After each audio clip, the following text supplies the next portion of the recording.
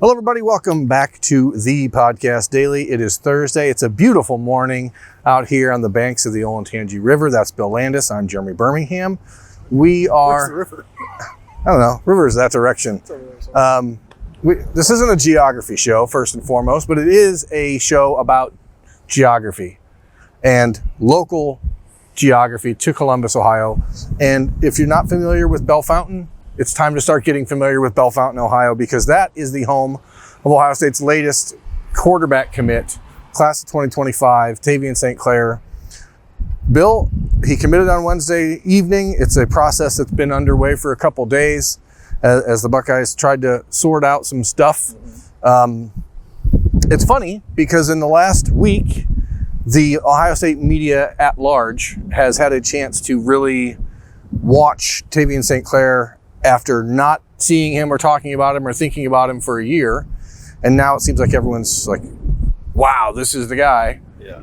We got to watch him again on Wednesday, multiple 7-on-7 games. Every time you see him, he just seems more and more comfortable in his own skin. His whole family showed up at Wednesday. Dad wearing an Ohio State shirt, Tavien wearing Ohio State cleats, brother wearing an Ohio State shirt. Family clearly bought all in. And quickly. It's only been a month since he's been offered by Ohio State, 28 days, I think, exactly, to be honest. And so now you have a commitment. And how hard, when you start a class with a quarterback, and I know Jonte Gilbert has already committed to the class of 2025, but that's as loose a commitment as you can have. Yeah. He's visited every other school in the country, way more than he's visited Ohio State, it seems like. But starting with a quarterback, starting with a local quarterback, how different do you think that is for a class? I think it's really important to start with the quarterback as often as you can. I think Ohio State has done that some years. When it's a local quarterback, I think it matters that much more because that is a kid who's, like, listen, the decision comes down to a lot of things, but at least part of it for him is like, it's in his soul, like he wants to be a Buckeye. This means a lot to him. It's not just making a business decision. Yeah. It is part of it, coming here to play quarterback. You come here to be a first-round pick. But I think when a guy can talk about a place like this from that perspective and it's not BS, I think that matters quite a bit for Ohio State. I think it gives them that much more of a boost as they're trying to assemble that class. The position itself is important, but a local quarterback, I think, does a little something more for you. Yeah, if he ends up signing with Ohio State next December, he will be the first quarterback from Ohio to sign with the Buckeyes since Joe Burrow. That's at least noteworthy. But perhaps more noteworthy in my mind is that Ohio State is probably the favorite or 1B for Bryce Underwood, a quarterback from Belleville, Michigan, who is by most national ranking services a top 2 or 3 player in the country. Some places have him as the number 1 ranked overall player and quarterback in that class. And what Ohio State did this week is say, cool, that's the guy we want. And that cannot be undervalued, I think. When you're talking about the Ohio State brand has grown so strong when it comes to quarterback recruiting that it is a statement that Ryan Day made this week by saying, hey, you know what? We're willing to do this right now. Shut it down. We don't need to go chasing Bryce Underwood, knowing full well that that could maybe help him land at Michigan, as a local kid to Ann Arbor. Like, it is an interesting decision, and it speaks volumes about how Ohio State views Tavien St Clair. Yeah, because when there's a quarterback like that in your backyard and you're Ohio State, I think you probably could slow play it a little bit if you wanted to. They're taking him pretty early. He's got 2 years of high school football left, but when you see the growth from last summer to this summer, and you extrapolate that out over the next 2 years, and then probably another 2 years while he's here in the program before he even gets on the field, like, it's really hard not to get excited about that. And I know we talked about that before. And I don't know, it does feel different because Ohio State has taken quarterbacks early before, but this feels maybe a step earlier than normal. And maybe that's just because he's an in-state kid. I don't know, but they are betting a lot on Tavien. And I completely understand why. From watching him out here this last week, I think I would too. But it's a pretty big endorsement whenever Ohio State says that's our guy at this stage of the process. Well, if you look at the big picture, there was the Dylan Raiola commitment. That happened very early. He had 2 years of high school football left. Didn't pan out. He's now committed to Georgia. Emory Jones, back in the class of 2018, very early commitment. didn't pan out. He ended up signing with Florida, and then he went to Arizona State, and now he's at Cincinnati. Danny Clark, they took a commitment from Danny Clark after the end of his freshman season at Massillon, Washington, before he transferred to Akron-Hoban. Didn't end up signing here. It is risky, but if you looked at the last few years, they've been able to swing back around, and C.J. Stroud pick him up late. Devin Brown picked him up late. Lincoln Keenholz picked him up late. Kyle McCord was in this situation the same as Tavien St Clair. He had 2 years of high school ball left when they picked him up, but he didn't really get to play a full senior year because COVID changed everything. And the value here for Ohio State is immense, because we watched with Will Smith and with Jack Sawyer and other local, Paris Johnson, et cetera, guys who were local. They got here all the time. Tavien St Clair lives 45 minutes away. And at the quarterback position, to have the opportunity to be here every weekend, learning with the coaches, being at every single camp, being able to sit down and talk film on a show up for every practice that you want to, that is I'm telling you, if Ryan Day is able to get what they think they can out of Tavien St Clair, they have the opportunity to develop him at an exponentially faster rate than any player they've had here at the position. And I think, and when I talked to Tavien on Monday at his high school, that's an episode of Verminology on the podcast that aired on Wednesday night. If you haven't watched it, I'd recommend you do. He said that that's one of the big reasons. Like, he knew that Ohio State was going to be probably the school, right? But once they offered, but he wanted to get to Bama. He was very impressed by Alabama. But with Tommy Rees there as a first-year offensive coordinator who hadn't really developed a quarterback at Notre Dame, and then you don't know how you really grow that relationship from this far away, it made this a no-brainer for him. And the reality is Rees and Alabama were pushing pretty hard to try to get him to wait, to let's keep building, let's keep growing.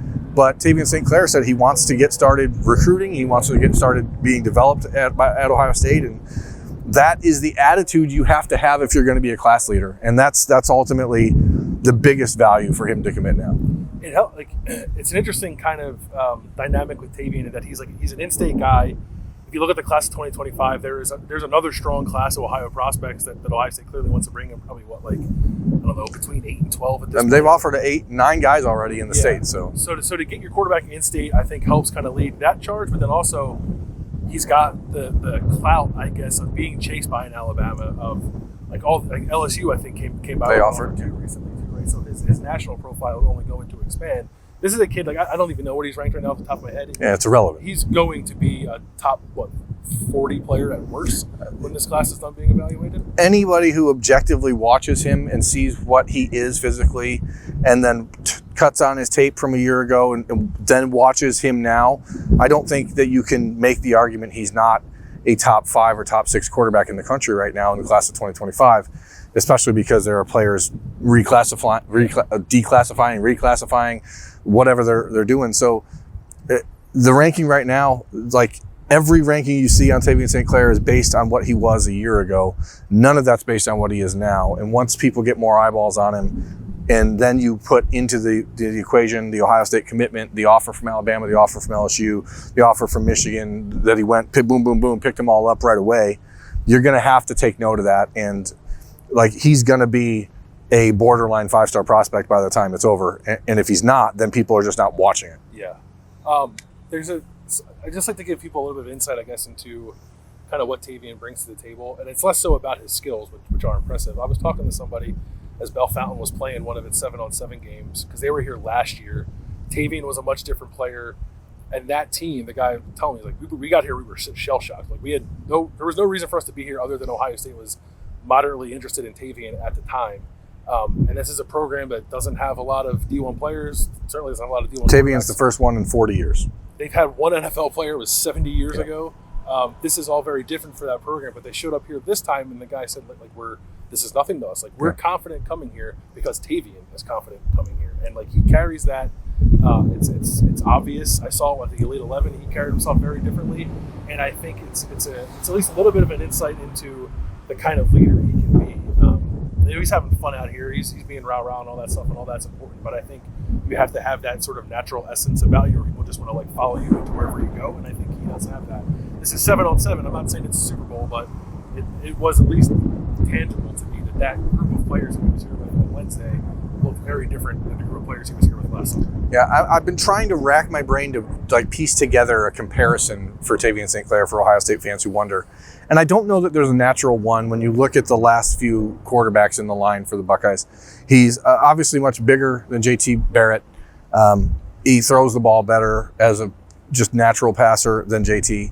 He's not the passer that Dwayne was, but more mobile than Dwayne.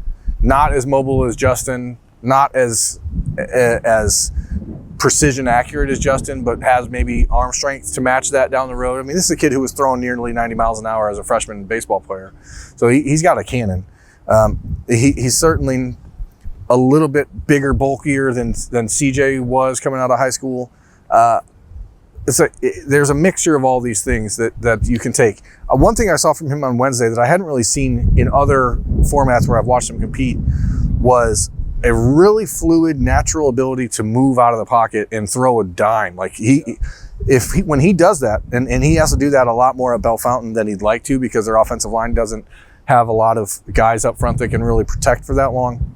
But when he shows the ability to move out of the pocket, you see a plus level athlete, and that is exciting for Ohio State. I think if you look at CJ Stroud against Georgia, like that's the ceiling for me in Tavien St Clair, and that's a top 5 pick in the NFL draft and a player that was as dominant in one game as we've watched an Ohio State quarterback maybe ever be. So yeah, I mean, if you want to bottle that up and be that, I think you have to be that every game. That's a high bar to clear, but that sort of ceiling is there.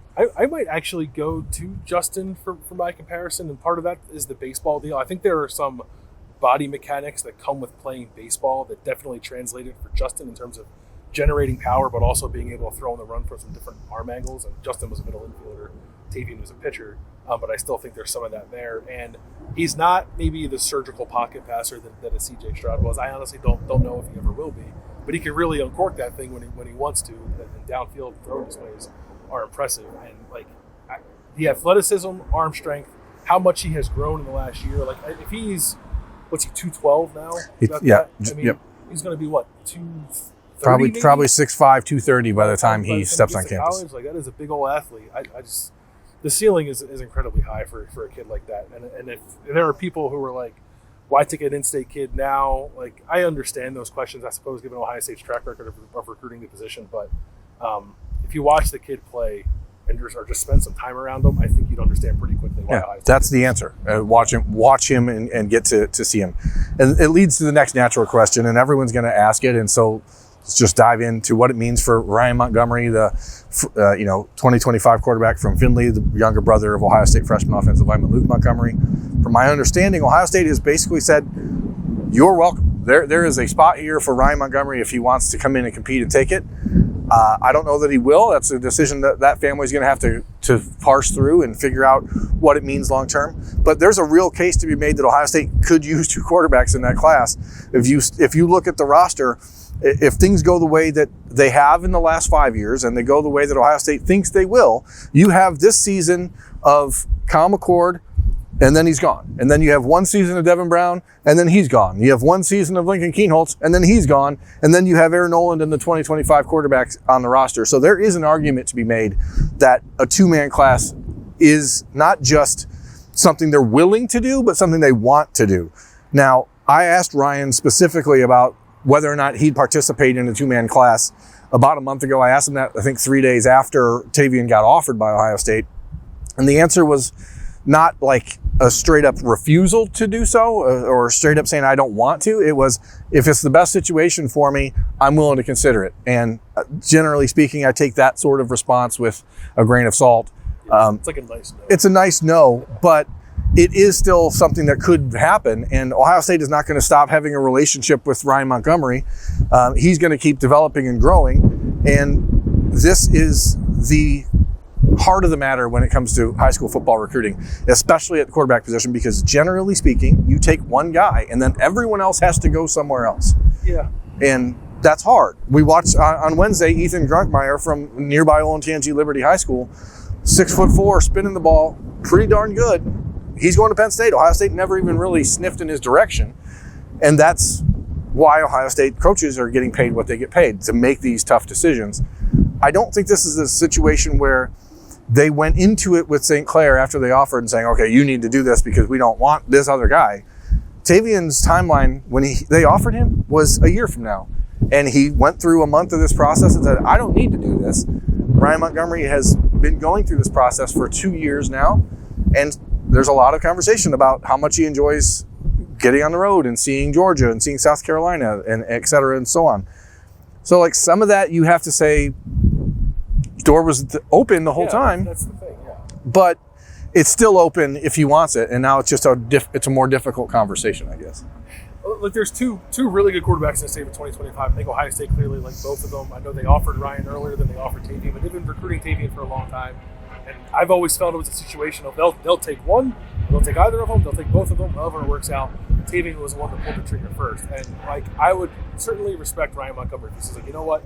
I appreciate the offer to be in a two-man class. It's not for me. I'm going to go somewhere else. But it is a little interesting to me that we're now talking about Ohio State's first Ohio quarterback since Joe Burrow.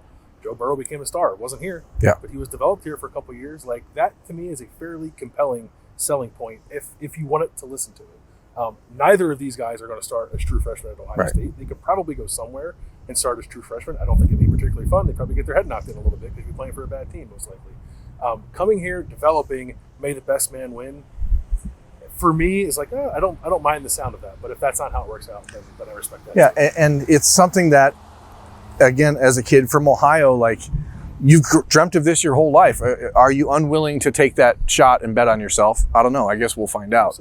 The bottom line is Ryan Montgomery is still out here working with his Findlay team and getting better. And he looked really, really good this morning watching him play, or Wednesday morning watching him play. There's that joke again, pow, pow. Watching him play on Wednesday, he looked very comfortable. And, this is a good player. And as you said, it's not a situation where Ohio State was hardlining and saying, we're taking one or the other and that's it. This is an open, fluid conversation. The St. Clair family, from my understanding, has said, if that's how Ohio State wants to handle it, that's totally fine. But it's a reminder that every player going through this experience handles it very differently. And what is entertaining to some may be annoying to others. And that's that. It is a good day for Ohio State, regardless. You pick up a player who is rising in the national rankings, a player who you can count on in the future, a player who's going to be an aggressive recruiter, a really, really high upside quarterback, and a player from 45 minutes away in beautiful Bell Fountain, Ohio. Any final thoughts on St. Clair, Bill, before we put a bow on it? Andrew Ellis and I will have a Talking Stuff episode live on Thursday night. We'll talk more about St. Clair probably and the recruiting weekend coming up. But any other thoughts? I just think it's really cool that they're going to have an Ohio quarterback. And I like that people around here can go watch Tavien for 2 years if they want to. I can go watch Tavien for 2 years if I want to. I'm looking forward to that in this fall and the fall after that. So I've been waiting. I know Ohio is not always the most stocked state with quarterback talent, although lately it's been pretty good.